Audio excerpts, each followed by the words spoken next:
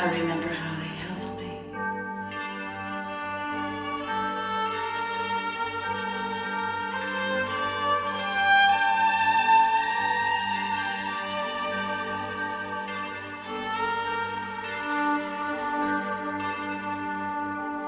World without end. Remember me.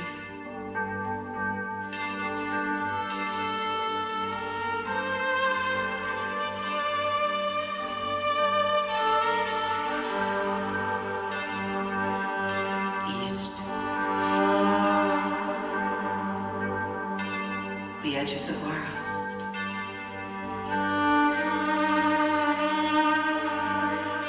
West. Those who came before me.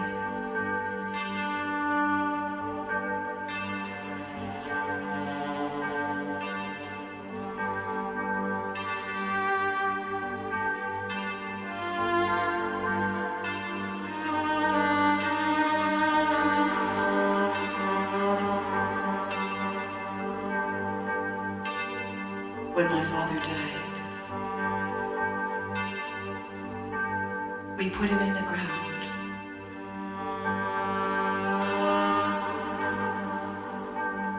When my father died, it was like a whole library. It burned down.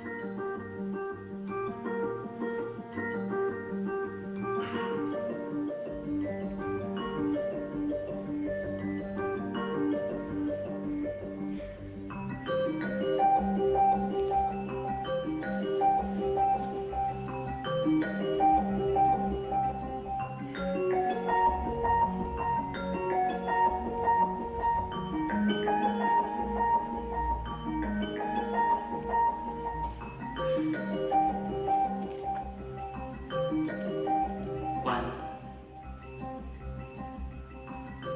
You know, Alexander the Great wasn't killed at the Battle of Macedon, like everybody thinks he was. In fact, he was captured during the battle by a huge tribe of yellow men and forced to fight in their army as a slave. 30 years went by, and finally his captors, who could see what a great fighter he was, decided to pay him. And they gave him a bag of gold coins. And Alexander took one of the coins, and he looked at it. And on it was his own picture. And he said, "This is from the time when I was Alexander the Great."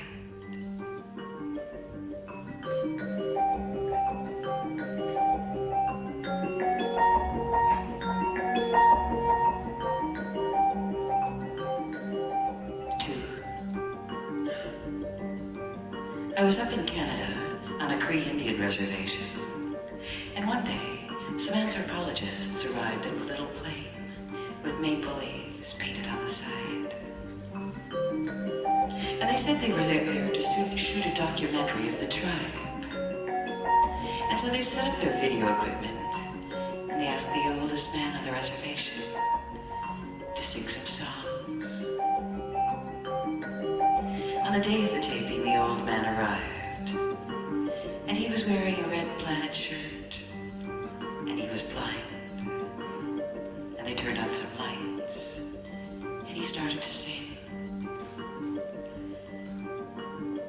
starting over and sweating. Soon it was obvious that he didn't know any of the words. He just kept starting over and rocking back and forth and sweating. And the only words he seemed to be really sure of were hey-ah, hey-ah. Hey-ah, hey-ah.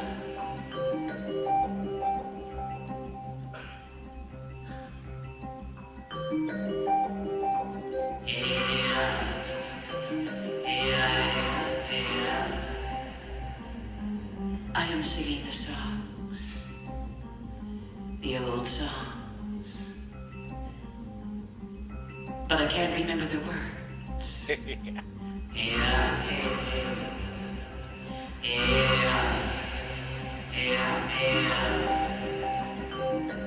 I am singing the songs of my fathers and of the animals they hunted down.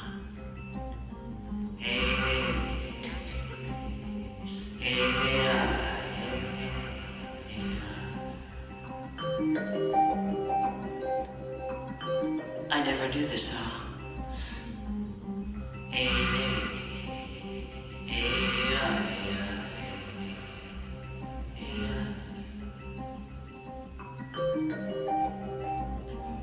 I never went hunting.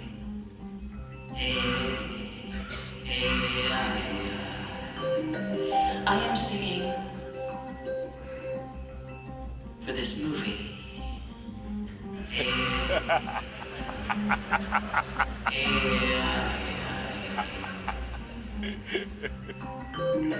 I am doing this for money.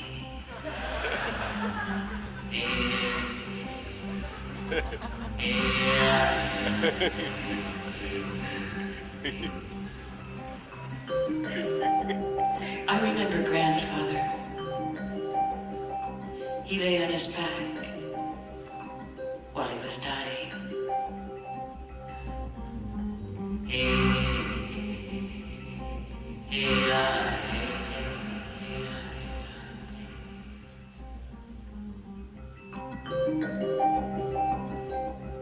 I think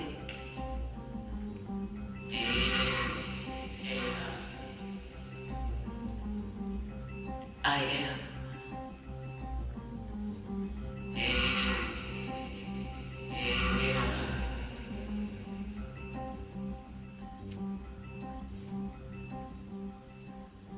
No one.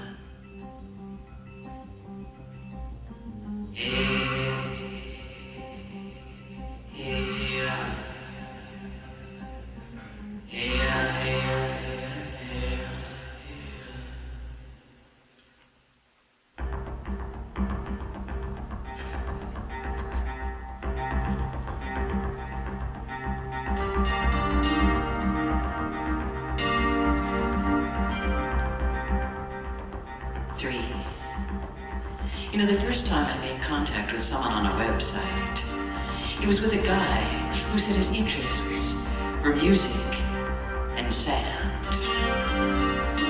And I said, sand? And I have a kind of special interest in sand.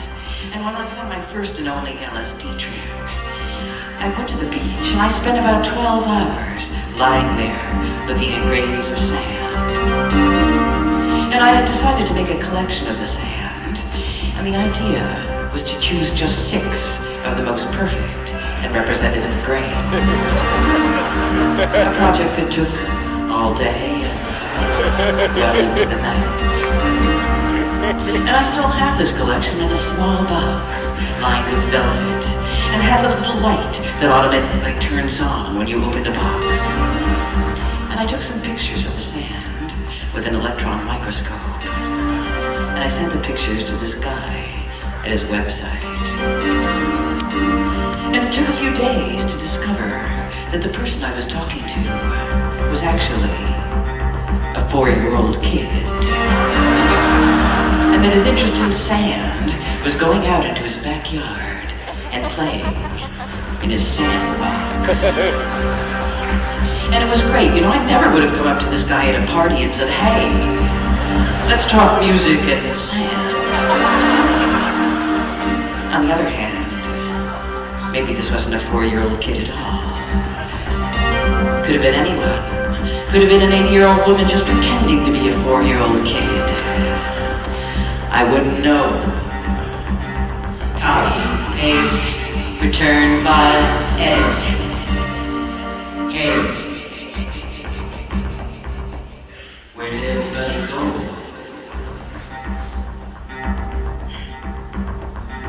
You know, for the past year, I've been going to all these tech conferences about the future. And there are all these computer people there. And everybody's really excited about new media. And there are seminars on e-cash and websites and search engines and home shopping. And of course, lots of demos of sites. And in the demos, a man and a woman sit at their computers wearing speed suits, rubber suits, and they're all wired up to sensors, and they're punching in commands that shoot little shouts to the sensors. And she says, can you feel my heartbeat? Can you feel my heartbeat?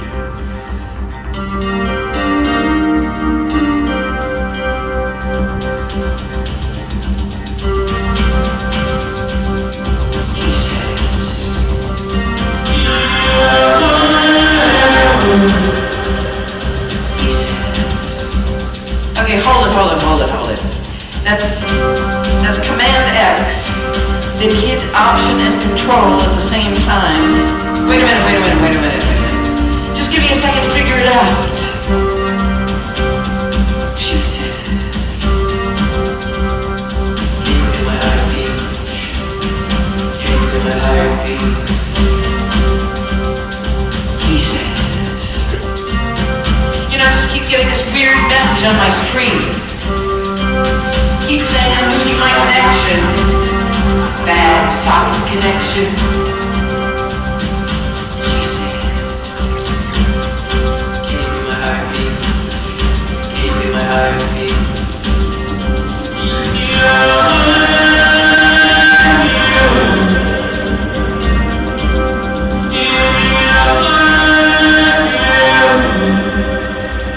He says, you know, just keep saying I'm losing my connection. Bad socket connection. Check the power supply in your modem. I mean, I really don't know what's happening now. Domain name error? What does that mean? You know what? I've got to go and get the manual.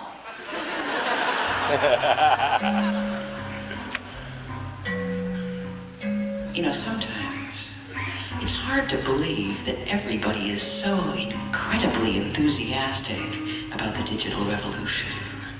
I have to say I'm getting a little burned out on all this stuff.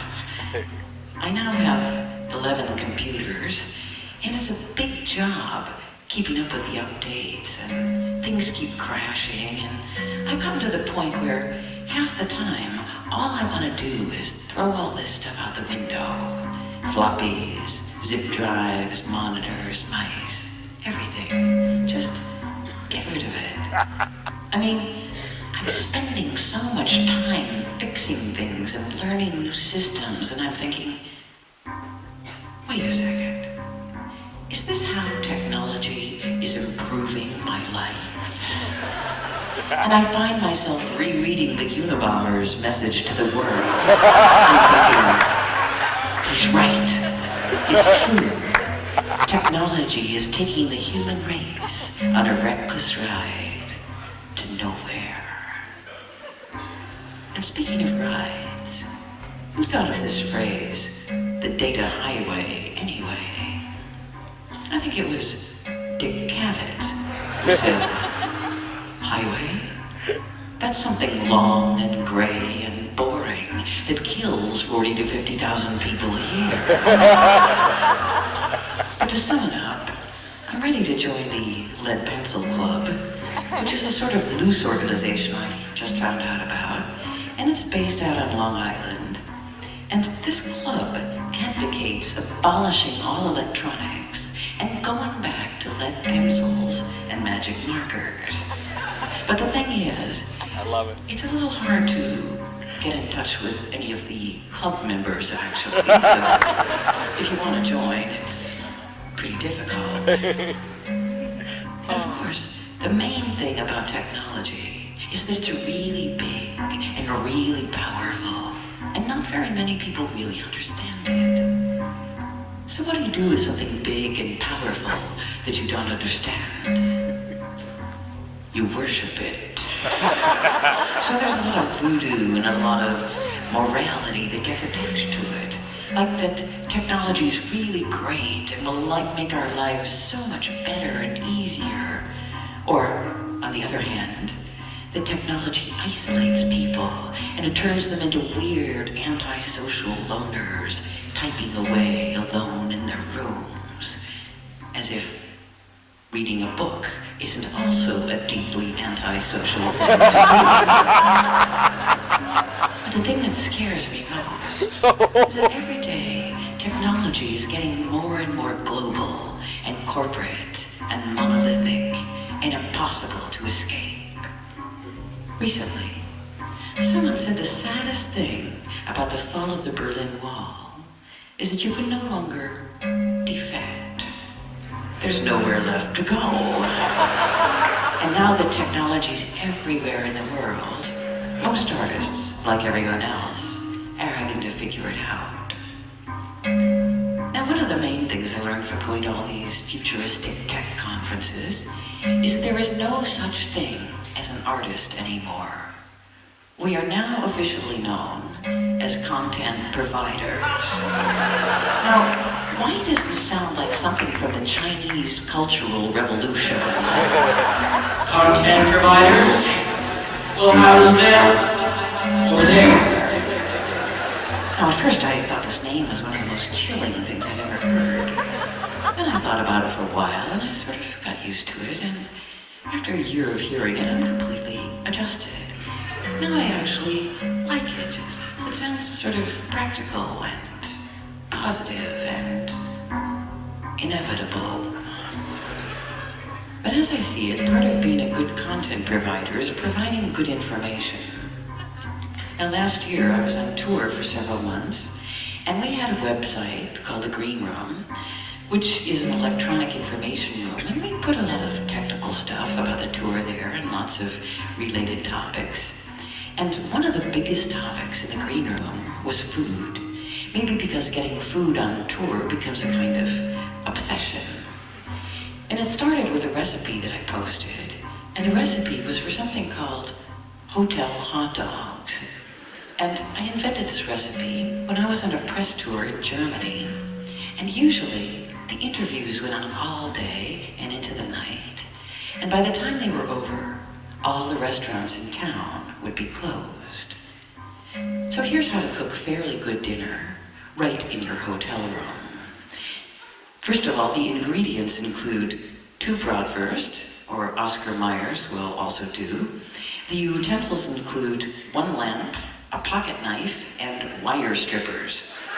And here's how to make it. First, unwrap the bratwurst and place it on the bedside table. Then unplug the floor lamp. Then using a pocket knife, cut the lamp cord approximately 3 feet from the plug. Then with the wire strippers, peel the insulation from the cord, leaving about 10 inches of exposed wire. Then thread the wire through the bratwurst and tie off the wire at the end. Then just plug it in. Cook until the bratwurst is crispy on the outside, approximately 2 seconds. Make sure the cooking time doesn't exceed 3 seconds, since the meat will explode at very high temperatures. And then just relax and enjoy. Now, this dish is excellent accompanied by a glass of cool hotel tap water. In the US or other territories where 110 is used, add 2 additional seconds to the cooking time. Anyway, after I posted this recipe, a lot of people began to write in about other kinds of food. And there were several postings about the high-speed cookbook written by that cross-country race car team. And the team did a coast-to-coast race, and they couldn't stop to eat during the day. But they got so tired of sandwiches that they adapted some recipes that could be done quickly during their pit stops using combustible engines. Things like pork roast, which goes: wrap your pork roast tightly in 30-gauge aluminum, tie next to the engine, and roast at 70 miles per hour for 6 hours. And then there's the roadkill cookbook that comes from Vermont, and this one tells you how to prepare the dead deer and possum that you find lying on the highway, and how to test the tar content of the tread marks on the animal's skins, things like that. Now the cooking section of the green room sort of got out of hand, because after a while, people on the net actually started to send real food to us. In Montreal, we got a shipment of beaver tail from someone in Canada. And these tails came in a big bloody plastic bag, along with color photographs explaining how Eskimos trap beaver. And here's how to do it, in case you find yourself needing to trap some. First, it has to be winter. So if it is, find a frozen lake and sharpen the ends of 2 large, twisty branches. Then cut 2 holes in the ice near the beaver dam and insert the 2 branches down through the ice and into the water. Next, cut a piece of poplar. That's the bait. And insert that between the 2 branches. Then, sit around and wait. The idea is that the beaver will swim up to eat the poplar bait, but get caught in the twisty branches and drown. And when you think this might have happened, cut a big hole in the ice around the branches and pull the chunk of ice up. And if it worked, there'll be a drowned beaver frozen stiff on the bottom of the chunk of ice. Now, I don't know how useful this is to you, but it reminded me that there are plenty of things that you don't really need to know. And that a lot of information isn't always better than no information at all. But back to food. I think it does have a lot to do with new technology. And a couple of months ago, I was at one of these tech conferences in Germany, and there were a lot of people there who specialize in predicting the future of information. And there was one very old professor there, and he had a lot of colorful charts about information on an overhead projector. And at the beginning of his talk, he announced that he was going to take a long historical view of the subject. And he had a big chart that outlined all of human history. And he began.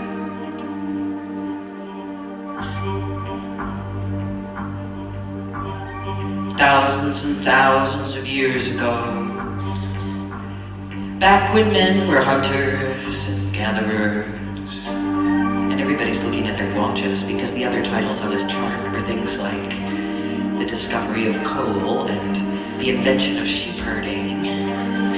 But about an hour and a half later, he did get around to his main point, which was that we are again in the hunting and gathering stage. But this time, we're hunting for information, trying to grab whatever rushes by. And it's all pretty disorganized, and there are no restaurants and no recipes yet. We're all just sort of foraging. But the food analogy explained a lot to me, because the frantic part of the digital revolution seems like a kind of real hunger. People really seem hungry. They seem starving for information. And even more so, they're starving for new equipment. And as technologies escalate and things get faster, A lot of people get caught up in what amounts to a sort of personal arms race, building up arsenals of equipment. And for what?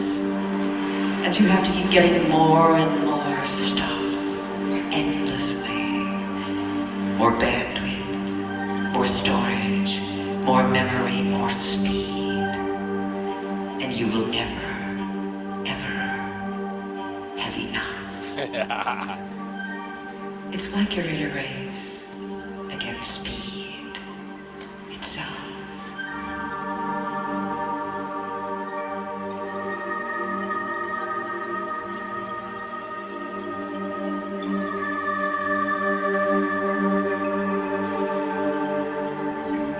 It was the night flight from Houston. Almost perfect visibility. You could see the lights from all the little Texas towns far below. And I was sitting next to a 52-year-old woman who'd never been on a plane before. And she said her son had sent her a ticket and said, "Mom, you've raised 10 kids.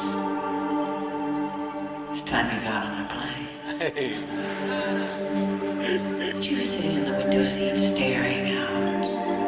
And she kept talking about the Big Dipper and the Little Dipper and pointing.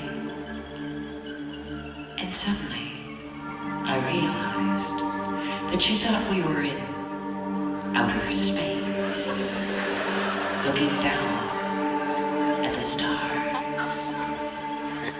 And I said, "You know, I think those lights down there are the lights from little towns."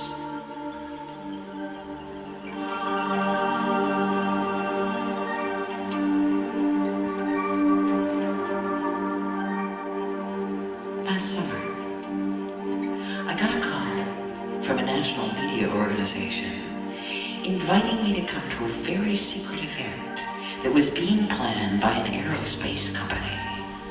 And they said they were going to launch the first civilian flight to the moon. And they wanted me to come along as a kind of observer, a content provider, to write about the experience. And I couldn't believe it. It was like a dream. I kept saying, "To the moon? To the moon?" And they said they couldn't tell me exactly where or when it would be, because security was very, very tight. And they said, "We'll call you back, and we'd appreciate it if you don't mention this to anyone."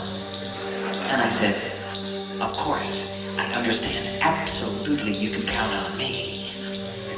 And I hung up the phone, and I waited for about 5 minutes. Then I called 5 friends, and I said, "You won't believe this, but I just got this call, and I've been invited to go to the moon."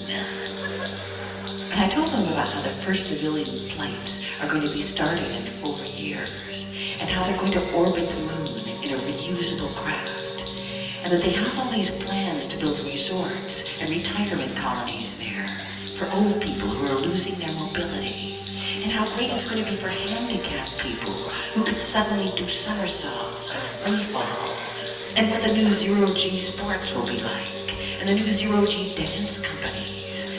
And when I stopped talking, I just heard this silence on the other end of the line. I'm not sure any of my friends believed me for a second.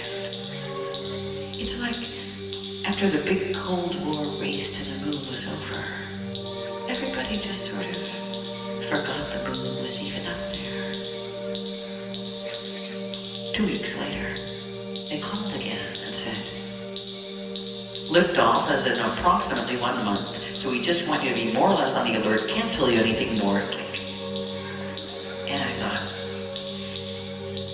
gee, shouldn't I be doing some sort of training for this? I mean, you just show up and get on board? And I started having nightmares that I was a lifeguard on the moon, and people and things kept getting yanked out into space in this lunar riptide, and that I had to keep going out there and rescuing them. And another night, dearest, I was on the moon looking back down at the Earth and thinking about how billions of years ago the moon had been sheared away from the Earth and how it left this big gaping hole filled with water and became the Pacific Ocean, and how the moon keeps pulling on the Earth, trying to get back. The next call was 2 days later, and they said the flight was proceeding on schedule and that it was going to be a very important simulation. And I said, "What do you mean, simulation? You mean we're not going up?" And they said this was actually not going to be an active launch, and they hoped there hadn't been any misunderstanding there.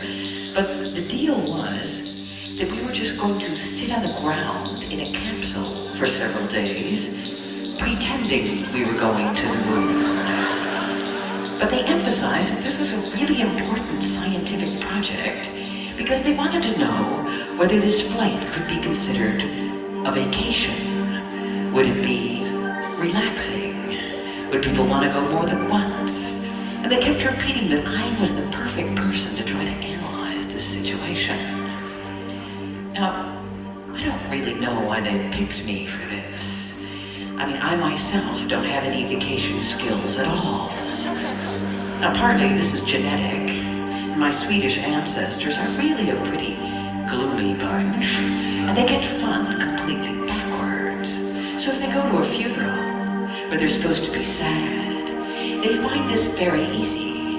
It comes pretty naturally. So this makes them very happy. But if they're invited to a party where they're supposed to have fun, they find this incredibly difficult, and so they get even more depressed and sad. Anyway, I finally arrived at the simulated liftoff, determined to have fun, or at least to analyze whether other people were having any. And the day of the blast-off, they were playing the theme from 2001 on a ghetto blaster. And the 8 people chosen for the flight lined up and entered the craft, which was made of sheetrock and plywood and blinking lights. And for 4 days, we monitored their every move with microphones and cameras. And every few minutes, Mission Control would give them little bits of information about where they supposedly were in space. And the flight crew kept giving them little jobs to do that had to be prefaced with the exact military time. 400 hours, humidity, nominal, pressure, nominal, thrust, 0.478.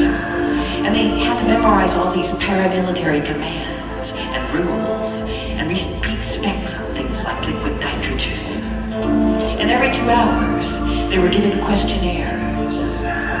Things like, do you feel this is a good vacation so far? Do you find this flight relaxing? How do you feel about your fellow passengers? Has your opinion of them changed since the last questionnaire? And it was all so incredibly claustrophobic. If you can imagine being trapped in a parked station wagon for 4 days with your family, answering questions every 2 hours about how much you liked them, this would give you some idea of the excitement level inside the capsule. 20 minutes would go by, and someone would say,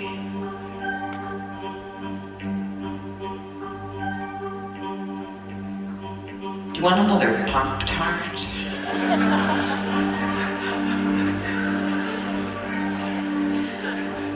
"No, thanks."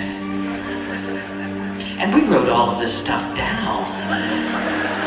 And with every hour, the capsule looked more and more like the day room in a mental ward. And finally, after 4 days, the passengers came out of the capsule, and they were playing the 2001 theme song again. And I thought they'd all be in a really bad mood after following all of these rules for 4 straight days. But instead, they were all saying things like, You know, this experience in space has really changed my life. I just see things differently now.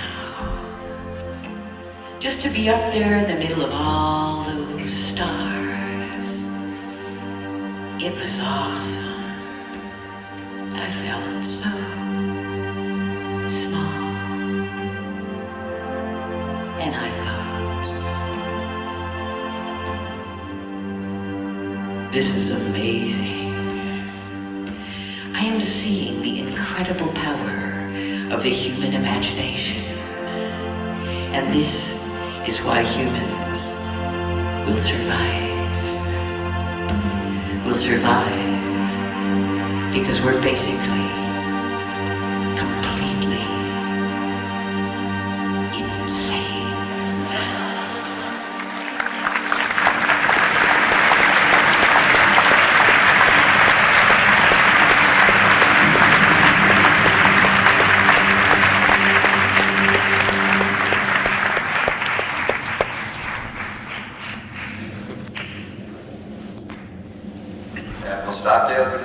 You know, when I ran a civilization for several years, a civilization of 300 to 400 wonderful men. We had our own laws, we had practically our own constitution, and I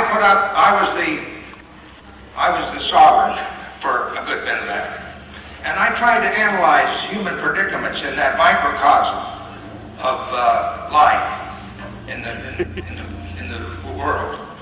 You've got to have leaders, and I fell out there, who can do this with their bare hands, with working with people on the scene. Ladies and gentlemen, there'll be 3 helicopters aboard.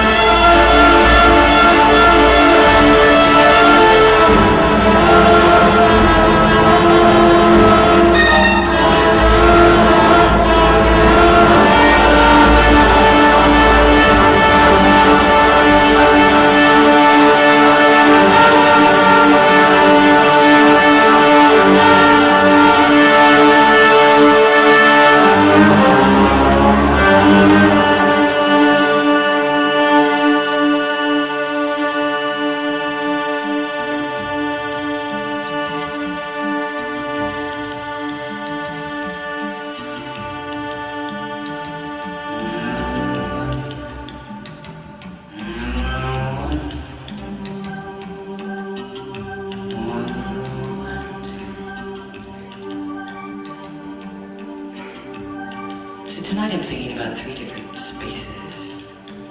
A theater, a mental hospital, and a control room. And how these places are beginning to merge into one big techno-culture in which machines outnumber humans by 1,000 to 1. And I'm thinking back to the early wonder palaces like Radio City Music Hall in New York. And Radio City was designed by a guy named Roxy, who was hired to build the ultimate theater of the future in the center of the world, Rockefeller Center. And it was 1931, and the Rockefeller team sent Roxy to tour around Europe to look at futuristic architecture for inspiration. But Roxy was just completely bored by European ideas about the future. And by the end of the trip, it was all a big blur, and he hadn't gotten one single idea. So he's on his way back west, and he's on a boat in the middle of the Atlantic thinking about all this, and staring at the sunset. And suddenly, he has this vision. A sunset. The new theater of the new world should be shaped like a giant sunset. A place where the fun never sets. And so he built this colossal theatrical machine with animal elevators and a revolving stage and electric fly lines and a fountain and a huge sound system and mics that retracted automatically into the proscenium, all framed by huge arches representing the biggest sunsets in the world. But the trouble with Radio City was that at first, all the shows were flops.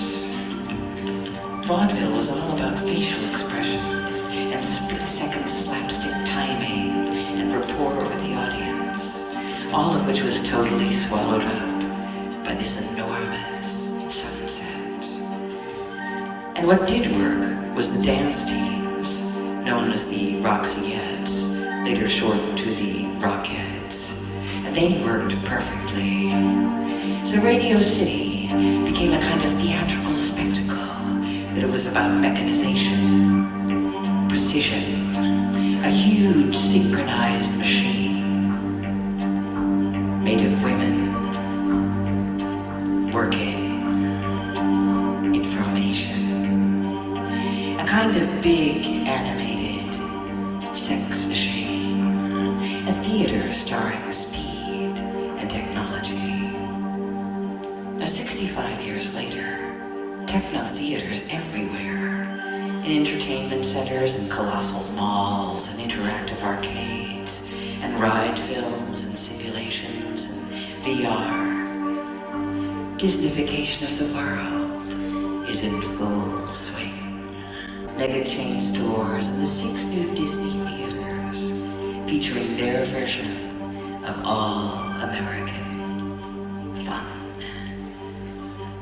And another part of the trend is theme parks. And for a few years now, I've been working on one with Peter Gabriel and Brian Eno called Real World. And this project goes back to 1981, and it was Peter's dream to make a park that would give people a chance to experience three-dimensional sounds and images.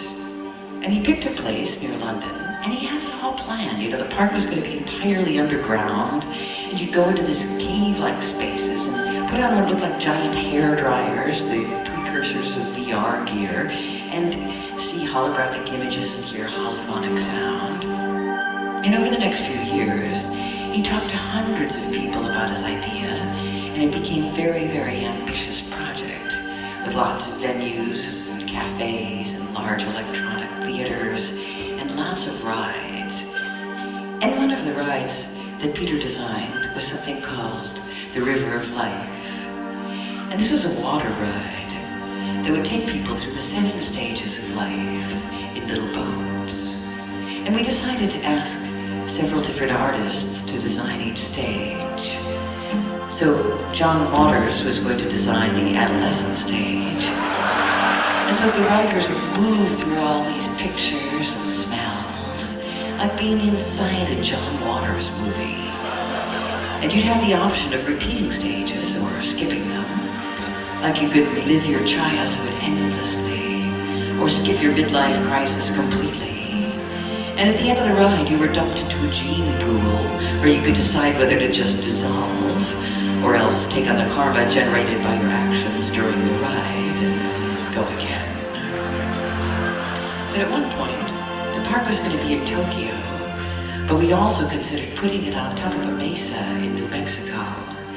And finally, there was an offer from the mayor of Barcelona to put the park in the middle of his city.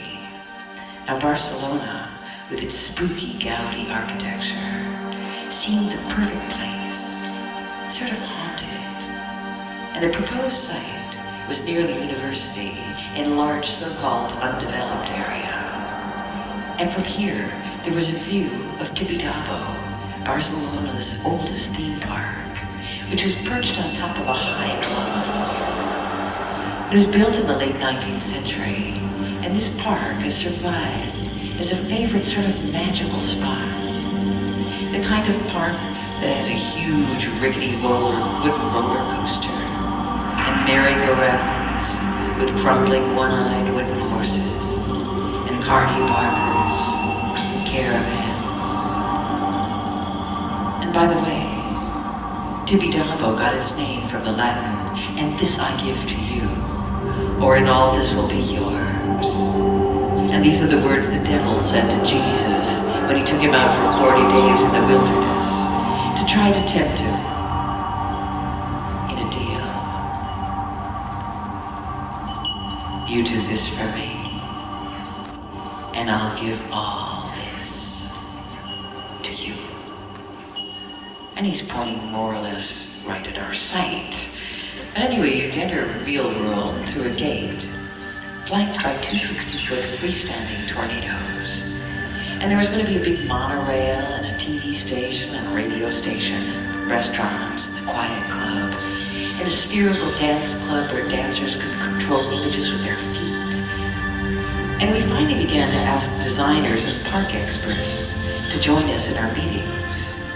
And these guys would try to figure out how to realize our ideas. And these meetings were great. You know, you could say anything. You could say things like, how about if a large black cloud hovers over the park and triggers a forest of talking trees? And some guy would actually write down, research large black cloud for talking tree forest. And the whole idea was to make a place designed by artists, a place about invention, rather than just making another thrill space. And it seems like most theme parks are designed on the assumption that people are so out of touch and totally anesthetized that they need to be spun around a few hundred times and dropped on their heads to feel anything at all. But the last time I visited the site in Barcelona, I went by myself to just walk around, and the land is covered with this dense foliage. And there are all these little settlements of squatters, and from the outside you can see the smoke from their fires. But the buildings are all hidden under dense vines. And in the middle there's a crumbling 17th century villa with a swimming pool about 5 stories deep, covered with ivy now, and cracking in a million places. And then suddenly, as I passed a bush, about 50 tiny hummingbirds suddenly fluttered out. And I thought to myself, great. We're going to come in here and chop everything down and put in a theme park. Good thinking. So at the moment, I've been thinking that some things are actually just better as ideas than reality. And real world may just be one of those things. Anyway, tech is everywhere now, and recently, as a content provider, I've been thinking that maybe artists are using the wrong tools. Now that everybody is happily painting away in Photoshop and making their millions of colors websites and creating perfectly scanned-in photorealist interactive butterflies programmed to make ambient house music as they mate in various virtual environments, maybe it's a good time for artists to start thinking along some other lines. Now I have a friend who's planning to open a club in London, and it's going to be a big multimedia workshop where artists can use a lot of the cool new tools. And the building used to be a mental hospital, And we were sitting around talking about how much art schools are like mental hospitals. You know, these long corridors and people are locked away in their rooms and they're working on really specific, really kind of peculiar things with enormous concentration. And I was telling my friend my theory that artists weren't using the right tools. And I suggested doing some projects at the club, some therapies for people who've been using too much technology. And they would include things like scale therapy, which would be about how to change scale quickly and flexibly. Like how on the one hand, we're all just meaningless specks of dust floating about in the cosmos. And on the other hand, how we can suddenly fill up an entire room with one single good idea. And another would be speed therapy, subtitled The Speed of Darkness. And speed therapy would touch on St. Thomas Aquinas, who describes the way time seems to stop between messages from angels. The angel delivers a message, and then 1,000 years go by of absolutely nothing, until there's another totally unrelated message. And time just seems to halt between these messages. There's no stream, no connections. So speed therapy would speculate about what happens in these digital pauses. And this is a fairly long-term therapy. Now, another would be ego therapy, which would ask the question, is art about self-expression? And this might include building some three-dimensional prototypes. And I'm thinking of a room that I was planning to build in my loft. And it was going to be an ego room, a very tall vertical room filled with posters from my own shows and flattering photographs of myself and awards and great reviews. And in the middle of this was going to be a trampoline, so I could just, keep jumping up over and over. And then there's identity therapy, which is based on the principle that if you don't know who you really are anyway, it frees you. And I got this idea from some friends who work in an office, and they said that they were getting really jagged from their coffee breaks. Every time they had coffee, they were just feeling more and more driven. It wasn't relaxing at all. So they started having wig breaks instead. Around 11 every morning, they all went into a small room and tried on wigs for 15 minutes. And after a while, they weren't really that certain about who they were anymore, and they found this pretty relaxing. So that's wig therapy. And then there's the related sheep therapy, which involves cloning yourself in a kind of mass production process until there's so many of you that the original has absolutely no meaning. And by the way, this name Dolly is so perfect. You couldn't think of a more perfect word for a clone than that. And also, I don't know how many of you have been to Dollywood, the theme park in Pigeon Forge, Tennessee, but it's a pretty amazing place with all these little rides and replicas of Dolly's family church and a copy of the original family shack and a flag in the shape of a huge bra that's flown from a pole whenever Dolly's in town. But the striking thing is that almost all of the employees at Dollywood look amazingly alike. Same eyes, same hair, same general body type. And it's really eerie until you look at the bronze plaque at the entrance of the park with all the names of the employees on it, and you realize that she's hired all her relatives to work there, people who, for generations, have taken a kind of regional approach to evolution. So, sheep therapy look at genetics from a point of view of the legal and moral responsibilities to your copies. And then there's taboo therapy, which involves finding out what really grosses people out, starting with a recent controversy that came up in an alternative New York art space. And it turns out that people on this scene, which has sponsored performances ranging from live scarification to bloody urine soakings, were offended by a recent very graphic performance featuring really old people having sex. So if you can find out what scares people. You might also find out what they like and value.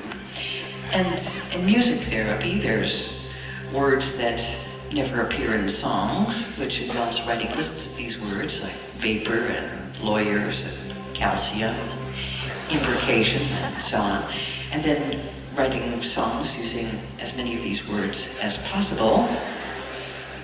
And last, there's sleep therapy, which means that you just lose consciousness in various ways for about a year. And when you come to, there'll be a lot of new things that are bothering you. And your old problems will seem really trivial in comparison.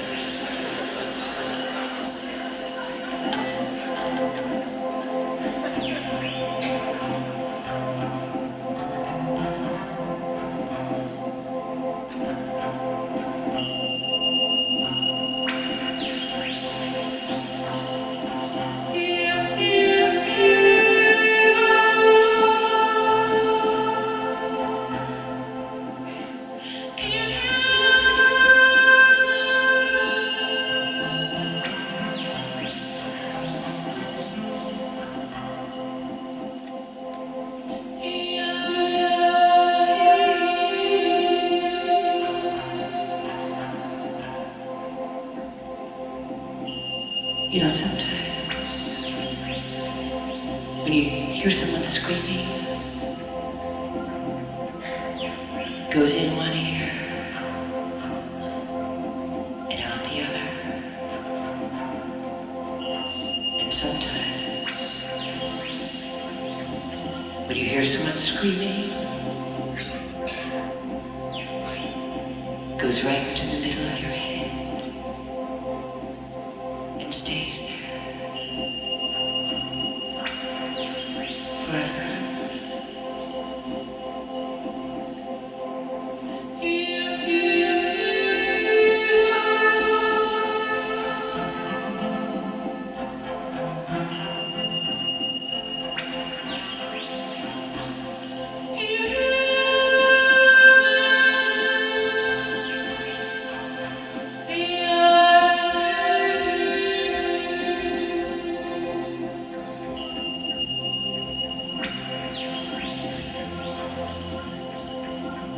You know those nights when you're sleeping and it's totally dark and absolutely silent and you don't dream? Well, this is the reason. It's because in those nights you've gone away. On those nights you're in someone else's dream.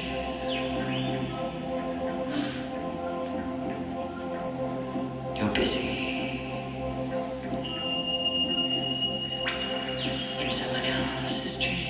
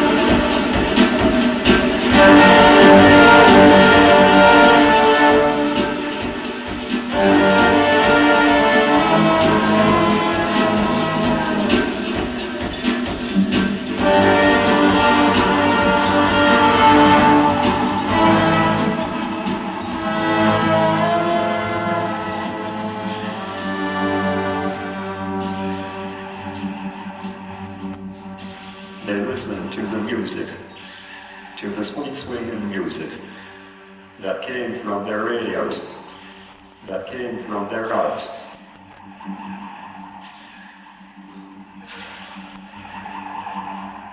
They listened to the music, to the sweet swinging music that came from their radios, that came from their gods.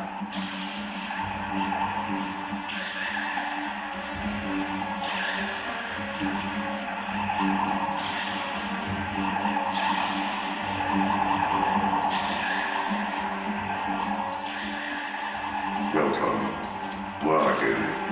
Walking. Now. Welcome. Walking. Now.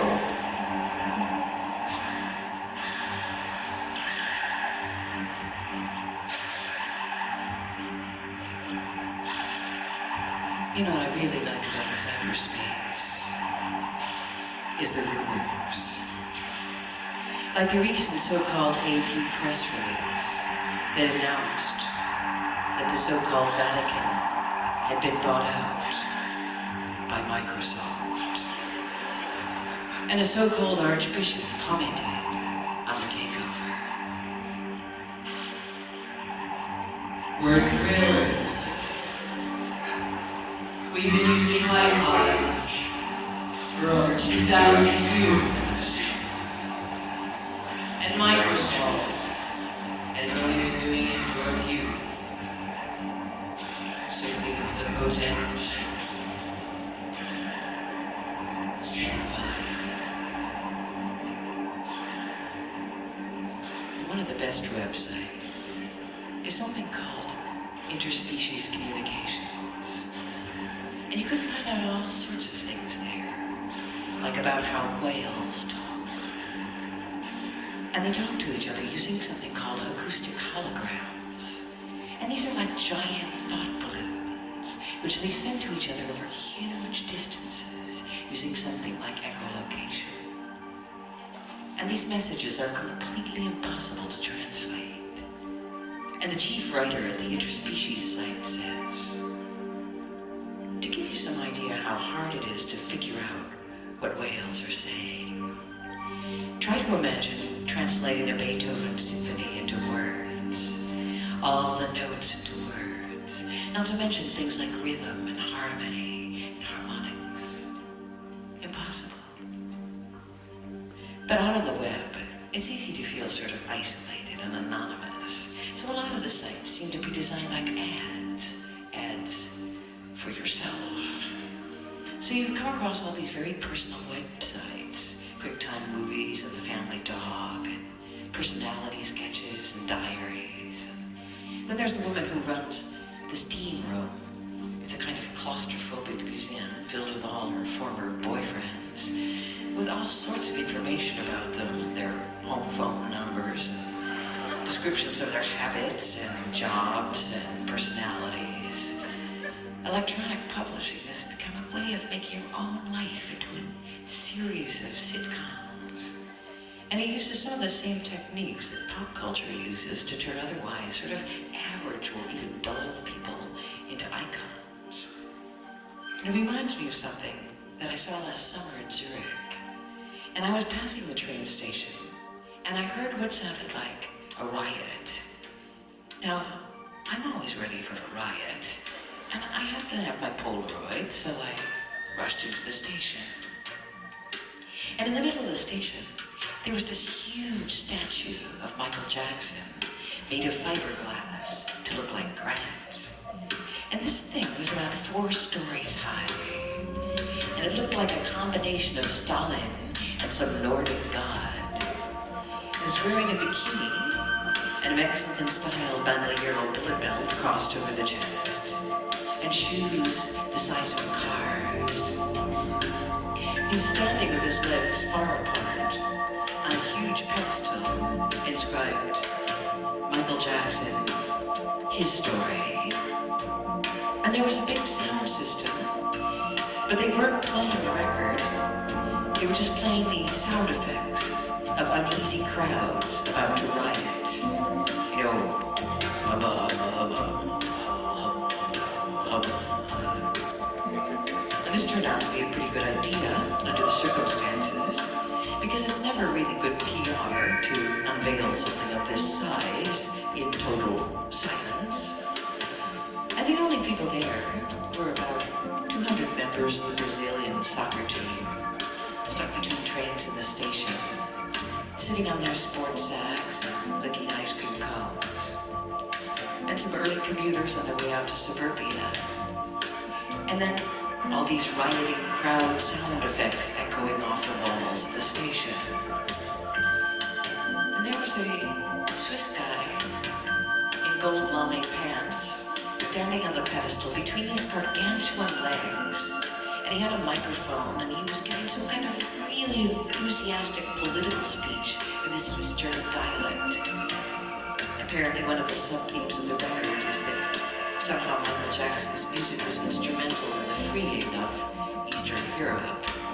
And I just stood there laughing for about 10 minutes. I thought it was so great. Actually, I've always thought of Michael Jackson as kind of just another pop artist, although I think the production of his records is really fantastic. But as I looked at the statue, I was really changing my mind. I mean, my estimation of his art shot up by about 1,000%. And I now think he may be one of the greatest artists of the century.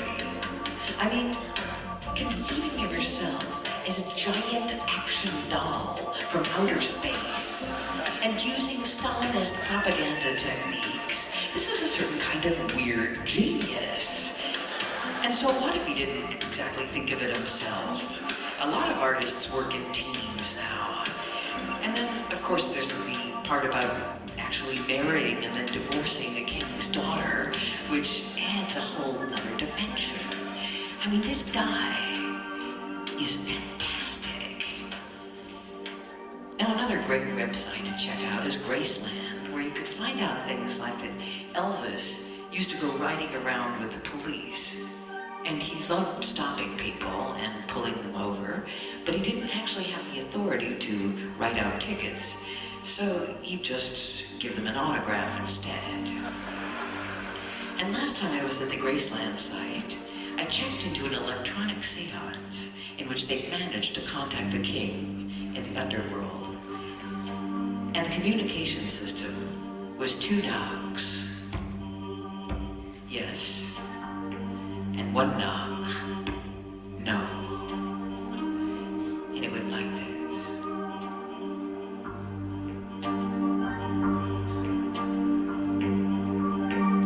Elvis. Elvis. Is that you?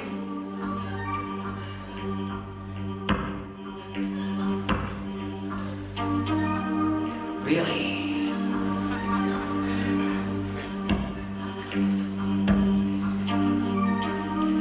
Well, that's great.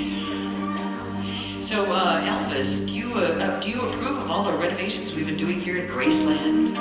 All the new attractions and exhibits and our online presence and our website and our new interface?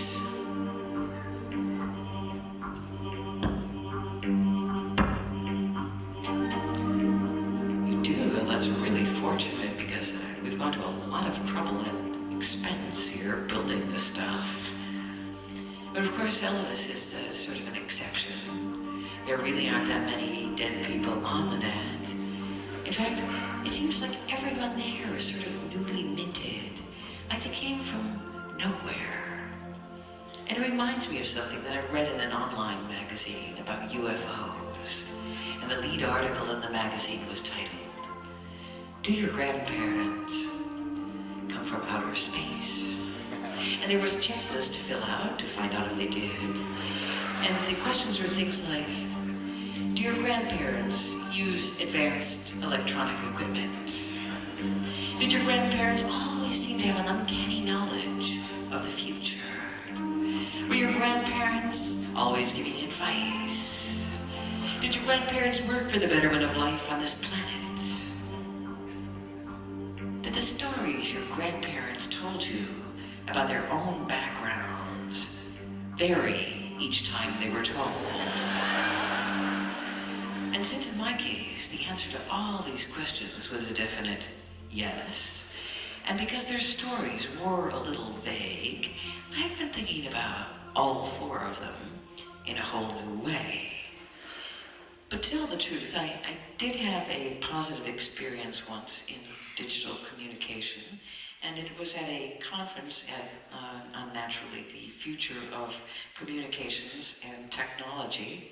And there was a conference on theater and new media, and it was coming from based in Montreal, and there were hookups to the director Robert Lepage in Quebec City, and a digital artist in Amsterdam, and the violinist Pinkas Zuckerman in Tokyo, and myself in Frankfurt. And this was a kind of system in which the audio was a continuous stream, but the picture only updated itself every few seconds as still images. So you'd be looking at a series of these sort of frozen expressions, and it always looked like the person who was talking was sort of shocked and amazed by the words that had just come out of their own mouths. But the conference began with a lot of generalizations about technology, really stiff, what will theater look like on the net, blah, blah, blah, And at one point we were having a lot of trouble with the audio in our studio. They kept saying, Frankfurt, could you please get off the line? And it's not that I personally mind being asked to leave, but since I was Frankfurt, and I took it pretty personally, and finally we worked it out and continued.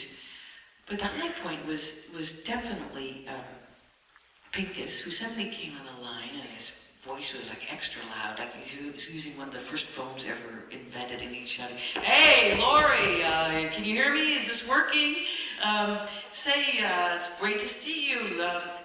How much did you practice the violin today?" And this really caught me off guard. This was a real question, and suddenly I had to respond. And I don't know why I did this. Maybe I just panicked. I just lied. I said, 8 hours. I practiced 8 hours today. I haven't practiced for 8 hours since I was about 10, I said, I don't really know why I said that. Maybe because his voice reminded me of my violin teacher, who I also lied to about the amount of time I practiced. But Pinkas was really enthusiastic about this new toy, and he was moving around and making these gestures, and I was watching his hands and thinking what a great master class he could give this way. And then I thought, you could do a lot of things this way. Marty Scorsese could meet with young filmmakers and talk to them, look at their movies. And anyway, Pinkas went on, okay, Laurie, so you're in Frankfurt, and just go over to the Alta Opera, and just to your right, look to your right, and you'll see this fantastic Italian restaurant, and best in Germany, and tell them Pinkas sent you. And that did it for me. That was really practical. And I did go over to the restaurant. It was closed, by the way, but then nothing's perfect. But back to control rooms. The main thing, at least in America, is that computers have a lot to do with work. And work is a sort of religion in America. We actually call it the work ethic. When you turn on the TV, and there are all these shows about people working, doctors, lawyers, cops, spacemen, teams of people on the job. So you come home from work and you turn on the TV and you watch these other people work.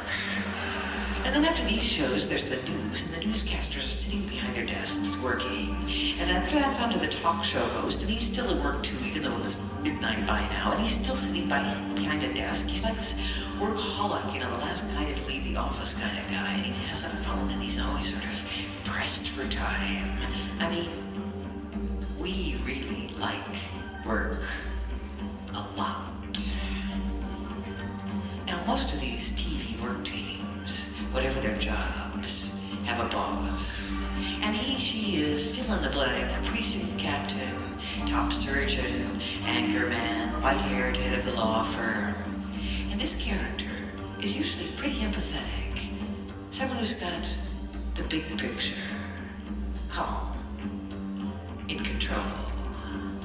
And these are the characters that the plots really hinge on. And I'm thinking about two well-known epic American stories that are about work and control. And they're both stories about teams of people working in ships. And the stories are Star Trek and Moby Dick. And their ships, the Enterprise and the Pequod. And these stories are separated by almost 150 years. And although they have a lot in common, very long voyage, powerful captain, dangerous encounters, and wild adventures, they couldn't be more different. Now, in the Star Trek series, the ship is pretty high-tech, and the immaculate workers are endlessly typing commands into their computers and talking into their headsets, presumably affecting the course of the ship somehow. But the person who's really in charge is up on the bridge. And the plot of each episode is the same. Everybody's working away, and suddenly, for some reason or another, the ship goes out of control, and the captain starts yelling from the bridge. I've lost control. I've lost control of the ship. Now, losing control is the worst thing that could happen. And the whole plot of the story is how the captain regains control of the ship.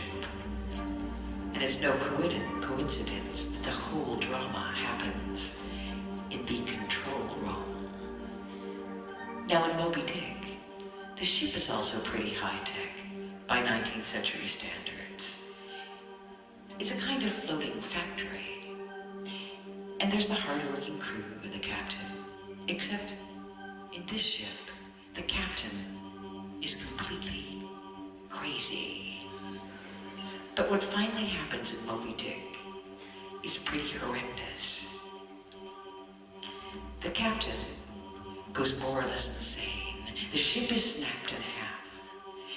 And the captain is dragged to the bottom of the ocean by the whale he's been phonetically hunting. The end. And there aren't even any little epigrams, like in King Lear, when at the end, the king learns he can love some people just a little bit. In Moby Dick, it all just ends. And it's such an incredibly dark story. I mean, you can't imagine telling a story like that now. For example, the Enterprise explodes in a huge accident, and all the debris from the wreck gets sucked into a black hole. And in the last shot, there's a single spaceman turning around, swinging around and around, alone in space. Call me Ishmael. The end. And this would never happen, even if it was the very last episode, and the series was slated to go permanently off the air. But what I'm trying to say is that here we are in the late 20th century, and we're designing our own personal control rooms. And the stories we tell ourselves are about how to get more and more perfect. More and more in control. And now that Hale Bob is starting to get fainter and farther away, I keep thinking about the Heaven's Gate crew trying to catch the jet stream, dressed in their Nikes and holding their flight bags and passports, and thinking that they came from somewhere, but they forgot where, and they're just trying to get back. And I'm thinking about the Unabomber's theory about the reckless ride to nowhere. So in memory of this crew, I'd like to read a story about a flight. It's a story I wrote 20 years ago. It's called The Language of the Future. And it's actually a true story, even though the voice has been changed.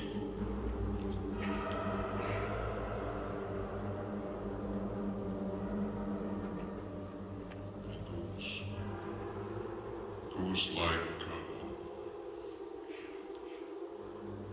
goes like this. Last year, I was on a twin-engine plane coming from Milwaukee to New York City, and just over LaGuardia, one of the engines conked out, and we started to drop straight down, flipping over and over. Then, the other engine died, and we went completely out of control. New York City started to get taller and taller. A voice came over the intercom and said, Our pilot has informed us that we are about to attempt a crash landing. Please extinguish all cigarettes. Place your tray tables in their upright, locked position. Your captain says, please do not panic. Your captain says, place your head in your hands. Captain says, place your head on your knees. Captain says, put your hands on your head, put your hands on your knees. This is your captain. Have you lost your doll? We are going down. We are all going down. Together. As it turned out, we were caught in a downdraft and rammed into a bank. It was, in short, a miracle. But afterwards, I was terrified of getting onto planes. The moment I started to walk down that aisle, my eyes would clamp shut, and I would fall into a deep, impenetrable sleep. You don't want to see this. You don't want to be here. Have you lost your dog? Finally, I was able to remain conscious, but I always had to go up to the forward cabin and ask the stewardesses if I could sit next to them. Hi, mind if I join you? And they were always rather irritated. Oh, all right, my baby. And I watched their uniforms crack as we made nervous chit-chat. Now, sometimes even this didn't work, and I'd have to find one of the other passengers to talk to. Now, you can spot these people immediately. There's one on every flight, someone who's really on your wavelength. Now, I was on a flight from LA when I spotted one of them sitting across the aisle, a girl about 15, and she had this stuffed rabbit set up on her tray table, and she kept arranging and rearranging the rabbit and kind of waving to it.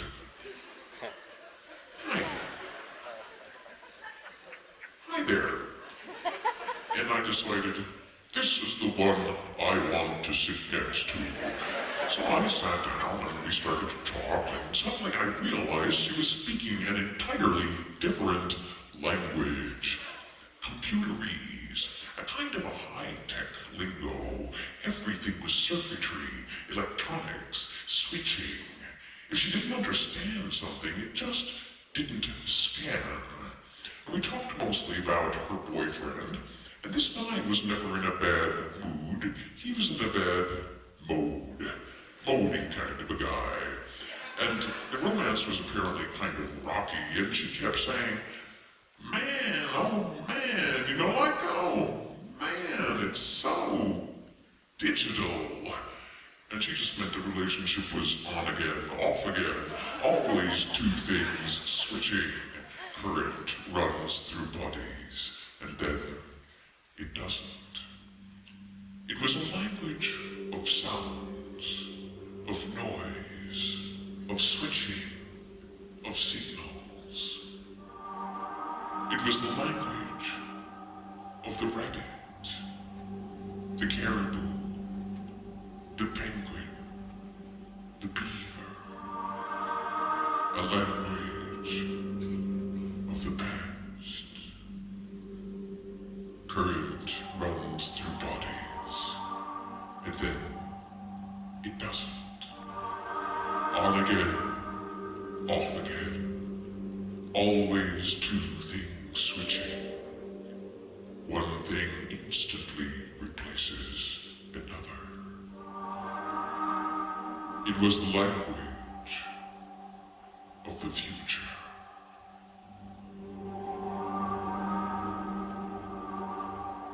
Put your knees up to your chin.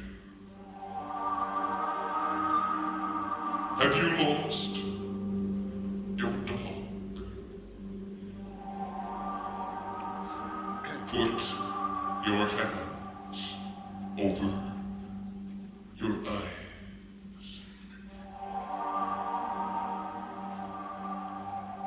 Jump out of the plane.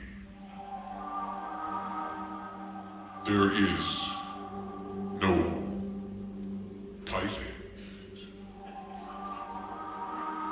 You are not alone.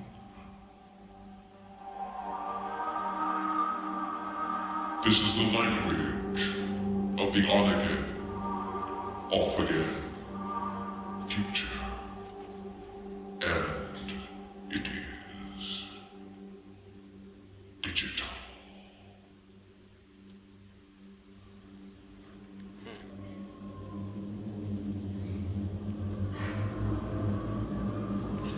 You are out of memory. Save. Save now. Save. You are out of memory. Format.